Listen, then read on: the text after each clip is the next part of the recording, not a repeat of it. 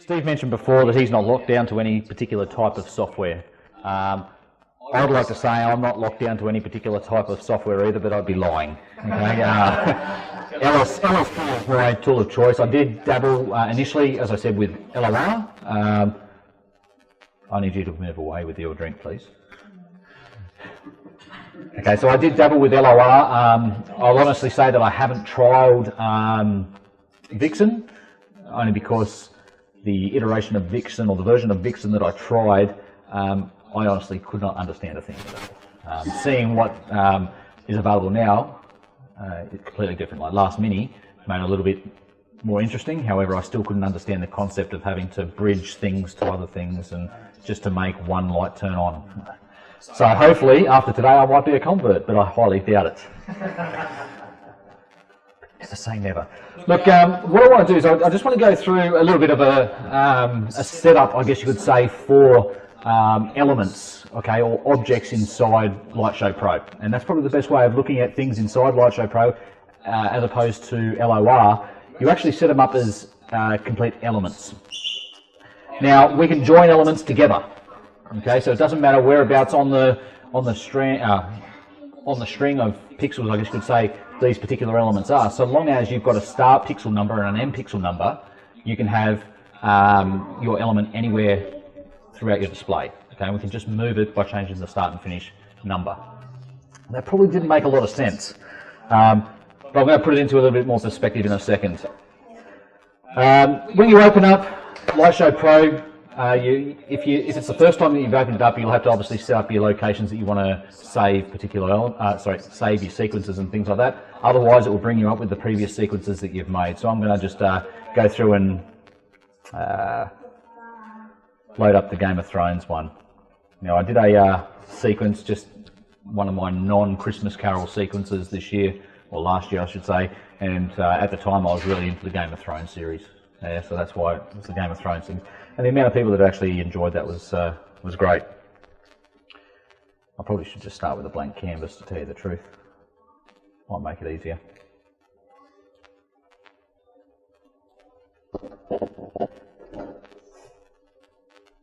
Just wait for it to load.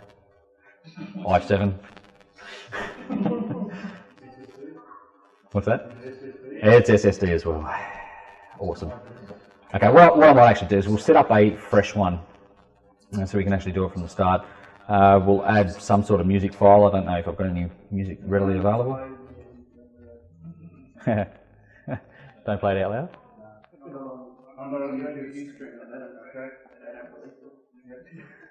Oh, don't I? Good. You can go through, obviously, setting up a sequence. For those people that weren't here last year, obviously you need to go through and set up your own sequence. You've got the option to set up artist, title, album, all the metadata, I guess you could say, inside that sequence. How that actually relates when you export it and whatnot. Basically, if you use the exporting tool within LSP, that will give you like a named bar at the bottom of your display. So you can actually have, you know, in this case, DJ Lights, Moves Like Jagger, etc., just as a title bar at the bottom. Yeah. Yay. Alright, you can move across then. You've got the option to load default controllers. So we spend a lot of time actually setting up our controllers through whatever software that you actually use. And what you want to do is actually move those controllers or use those same controllers through all the different sequences instead of setting them up over and over again. However, there's some times where you want to start from scratch. Okay, and that's what we can do here. So say I was actually working on Damo's display for him. Okay, I'll just start a brand new scratch one. He tells me what controllers he's got, okay, and what elements he's got, and I can actually plot it myself. So that's what we're going to do today. We're going to start our own fresh display. You can also change your timing intervals. Now, it's best to do this before you start. However, you can actually do it after the fact. So you can actually highlight specific areas and add your timing bars into it. Okay, and we can touch on that maybe later if you like. Otherwise, I find it, if you want that fine detail, so you want to actually get that beat or that light coming on at a really precise timing, 1 to 10 or 1/10 of a second is by far the best one to actually choose. Otherwise, half a second is pretty easy to use as well. And for those that are, you know, I won't say amateur, but novices to this, you might actually want to just set it up at 1 second, maybe even a 2 second mark. You can set that custom. So in this case, I'm just going to set up at, look, we'll set up at 1 second. Yep. No, you can only do one of the radios at the moment.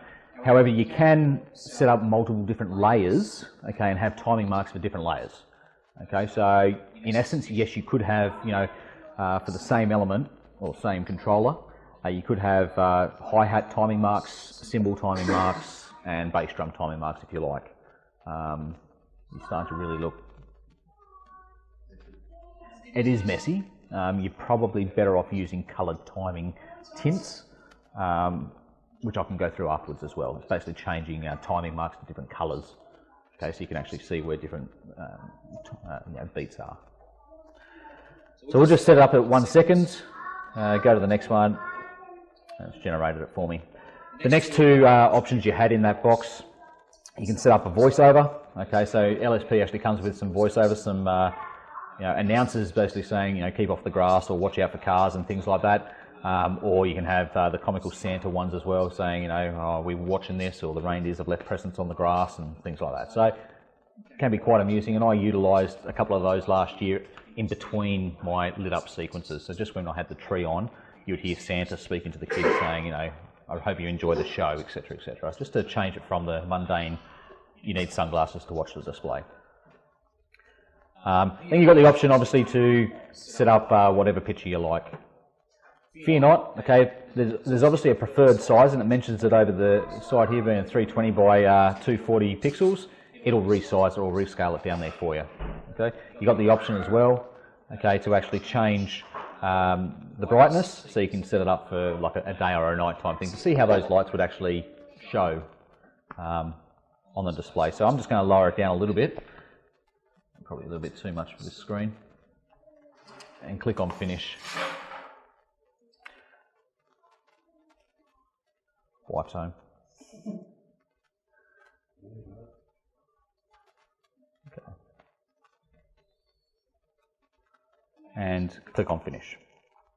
What this is going to do, this should load us up with a complete blank slate. Okay, and I know it's a blank slate because it says here, drag and controller to begin. Now, although it says controller, we want to start thinking about in LSP each of our different elements as being an individual controller. Okay, we can have 100 elements running off of one controller, no issues whatsoever. So to put it into perspective, the pixel meteors, I guess you could say, that you see up on the doorway there, so each of those drops are a separate element. Okay, but as a whole, they make up a bunch of elements all linked or joined together. Now, what we don't want to do is actually just assign that to one particular controller, because we want to be able to move them. If we add it as one controller, we have to make sure that they stay in that exact order, no matter where we move them. So we call it an element instead.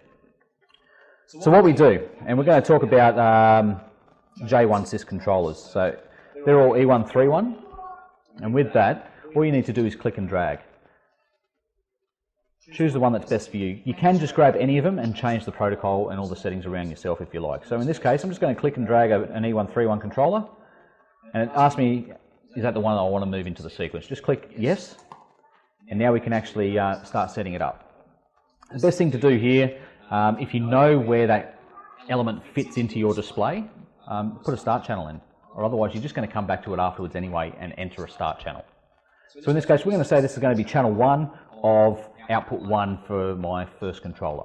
So we'll start it at channel 1 and click OK.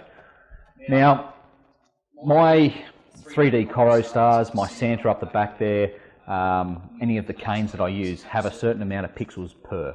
Okay, so my 3D Coro stars have 4 pixels inside it, 4 pixel modules, so I know that each one of those is going to be worth 4 times 3, so it's 12 channels. Yep, so what I need to do then, and that's what we're going to set up now, is one of the stars. So I just need to actually set up this element as 12 channels. So to do that, I'm going to change my logical channels. I'm only going to put it at 4. And the reason for that is because I actually want to change it from a light controller to an RGB controller. Okay, so the moment that I do that, and I select the orientation, because some of the strip comes in different RGB, it might be BGR or whatever, and we can change it here if we like, or we can change it in the controller itself. It shall, or it should, automatically change as you can see here, to 12 physical RGB channels. Okay, so that gives me my 4 pixels, okay, with 12 channels. Okay, does that make sense to people? Okay, similarly, if I change that to 12, it would obviously be 12 times 3, so we go up to our 36.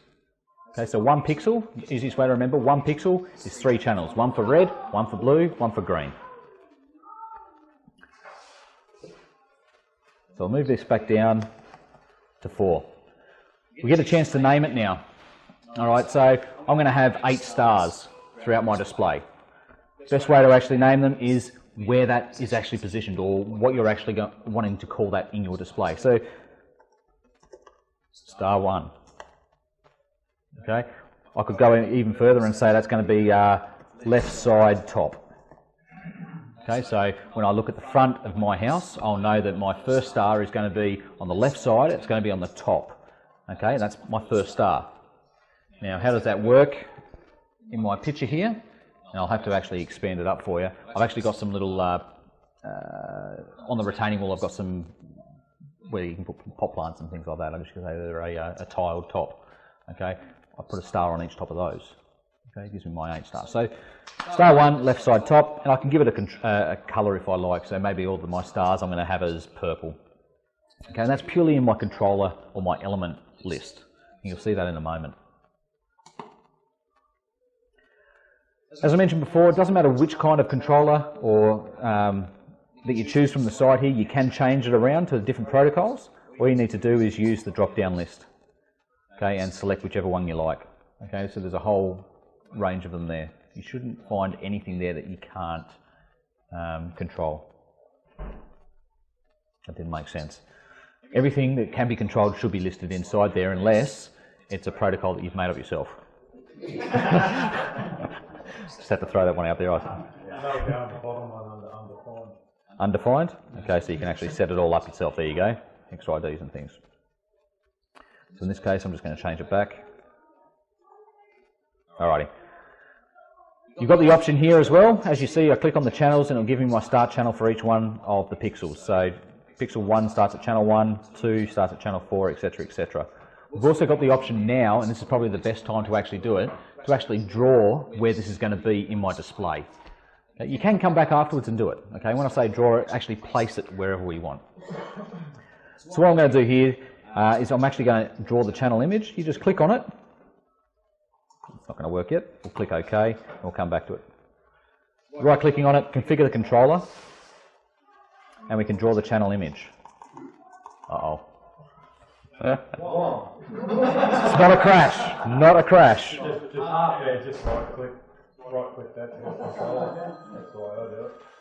No, right click the purple bit. Here we go. So this is what it should have popped up with. Now, this is where I'm actually going to be, can you guys see that up there? Yeah. This is where I'm actually going to be drawing my star. Now, the good thing with LSP, and LOR are doing it as well, I'm not sure about Vixen, I guess we'll find out shortly, is you can, you've got your normal draw tools. So you've got the normal freehand draw, you've got a straight line draw, you can draw your squares for your windows and stuff like that, eclipses, different types of strings, including icicle lights. You've also got some of the additional items that you can do down the bottom for RGB elements or dumb elements. Not for pixels yet, but I'm hoping with the next release it will come out for pixels. In this case, we're just going to draw a star. So I click on the star tool and where I want to actually place it. Now I'm going to do this oversized, so we should be able to see it a little bit better up there. But basically, I just draw it where I want it.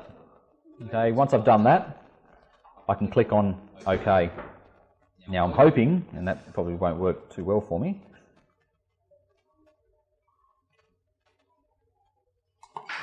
Yeah. What I'll need to actually do is add this to what we call a layer as well. So now that image is attached to my channels there, I can add this to a layer. Now a layer, in essence, is groups of controllers or groups of elements added as one. So instead of having to go through, and we might be able to show it with this, instead of going through 400 different elements, okay, and going into, say, garage right and turning on, oops, that didn't work.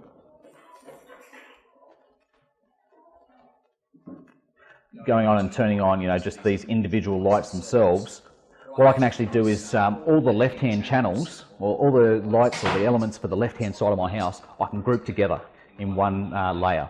And that's what I've actually done here. So if I expand this down, if I can actually grab onto it, you'll see that I've got all these different layers. Now if I click, get rid of my donate one, it's not attached to a layer at the moment. If I click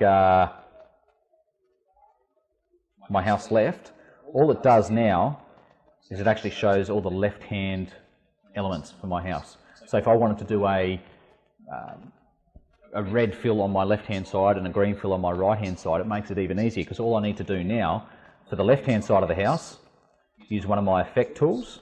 It's not really like I'm going to be saving this anyway, but I can fill in. My mouse is having some issues here, but I can fill in all of that area as red. It will catch up eventually.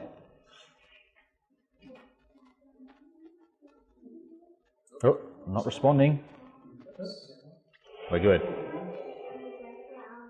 Alrighty, and what I can do then is I can move down, and all my house right for the same period, change those to having issues with my mouse at the moment, I apologise.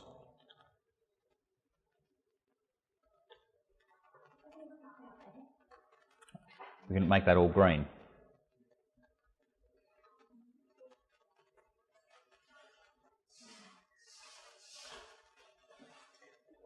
Eventually. Okay. Alright, so now what should happen, and I'm actually going to hope that this actually works, fingers crossed. If I actually play this, we should see initially, for at least a second or two, the left-hand side of the house go red, the right-hand side go green.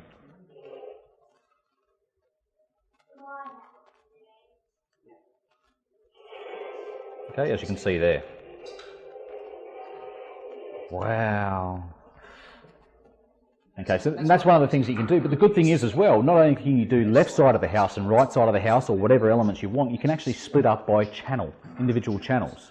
Okay, so maybe you want one pixel red, the next pixel green, and you want that alternated across the board. You can actually do that just by setting up every even or odd pixel, exactly the same, and it's just attaching those to a layer. So a layer is a group of elements or a group of channels that are similar, or that we want to actually group into one confine, I guess. All right. Is there any questions with that as it is? Okay, so if we go back to our sequence editor, our other sequence, to make a layer, it's quite simple. All we do is we right-click in the layer area, okay, and add new layer. You've got the options to create a static layer and create an RGB layer. You can use those if you like, but the easiest way is to actually add a new layer, because you can configure everything that you need to inside here. Give it a title that you actually want. So you saw in my other ones I had house up left, house down right, stars, arches, etc. So give it a very descriptive name, because you want to be able to find these easily. At the moment there's no ability to reorder your layers. However, it is a request that's been put forward, so the best off to actually start top down and just think about before you actually put your layers in there, just so you can track it a little bit easier. So we're just going to call this stars. Straight away you can see that we've got an area that's rocked up now called stars, but there's no picture inside there, and that's because we haven't actually attached any channels into that particular layer, or any elements themselves. So to do that, what we need to do is actually group whatever channels that we want. Okay, you can do it individually, or if you close down your particular element, okay, you can do it as a complete element. So if you've got 120 channels, like my Megatree has, 120 pixels, my Megatree has 360 channels per strip, okay, it's best off to shrink down each strip and just grab the whole element itself. Once you right click on it, you can actually link that channel to a layer. Okay, if you haven't got layers created, you won't be able to link it. So link it to layer, go across, and you'll actually find your layers in the drop-down menu. If you don't find it there, you haven't created it. I mentioned before you could do every odd channel or every even channel. This is where you can do it right now. So you can actually get it to skip the first number of channels. Okay, so in this case we don't want it to skip any of the channels, but if you wanted to do only the even numbers, you're obviously going to want to skip the first channel. Okay, likewise, if you want to only grab every fourth pixel, say, you could actually link every fourth pixel. Okay, and grab those all into a layer. I use that for one of the effects that I have on my display. A lot of the effects in that really rather retrieve sequence a link channel. There you go. Like that. So the ones where the red and the green are jumping, they're split in the link option. And that comes in really handy as well when you're starting to run like macros, because you can run a certain macro on every odd channel and another macro on the even channels, which actually give you that, you know, flow effect, so the red, the green, you know, moving across, or it might give you a different kind of effect with the fades or solid colours as well. So for me, I use the odds channels for a complete wipe of my house going red, green pixel. So every single light on the house goes red, green and chases itself around and fills the whole display up. Okay, so you'll notice now that I link that to a channel, to a layer, that it's vanished from my sidebar here. There is an option, okay, it's not gone, but there is an option if you want, even though you've linked it to a channel, to remain it or leave it in the side when no layers are selected. But if you want to see it back again, all you need to do is just click on the little picture in the bottom right hand corner. There's an area that you can actually have a tick mark. Click there and straight away you've got any channels that are linked to that layer show up. You'll notice back here in my Game of Thrones one that I've got a layer called All. Okay, that's just my cheat's way of actually having every single layer, every single element listed. Okay. So you can do the same here. You can just add a new channel, call it All, and then link each of your elements across. What was that?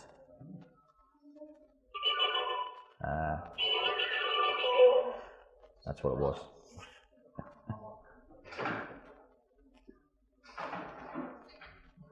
Okay. Before we actually drew that channel image over onto the side here, and we can't see it at the moment, so what we can do is we can actually draw it again if we like and assign it to individual channels themselves or to a start channel. So I'm going to try it again. And it doesn't actually seem to be working correctly for me at the moment. I don't know why. Maybe it's because I've selected the whole controller. My apologies.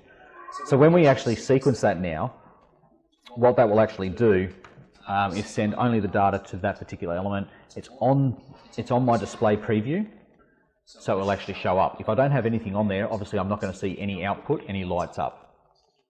So it's actually quite simple to do. Each of these here, so I'll go in here and draw the channel image. You can see all the different images or elements that are drawn in. You don't see much of the major colours up there. Let me find an area that...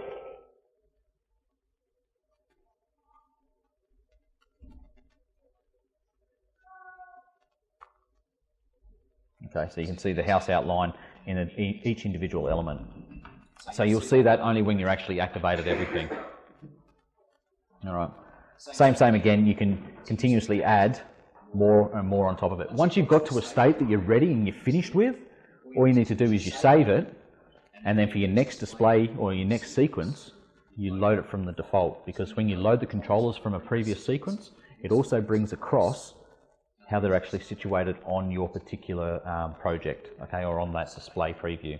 Okay, so you don't have to draw them each time. All right, is there any questions with just a single element inside LSP? Okay, has anyone got anything else to add on that? No. Okay. We will move into sequencing more in reference to that tomorrow. Please don't think that that's all of it. But what I'll do is I'll pass over to Vixen now to go through and ideally produce the same kind of effect. So load an element or a controller up in Vixen. Now,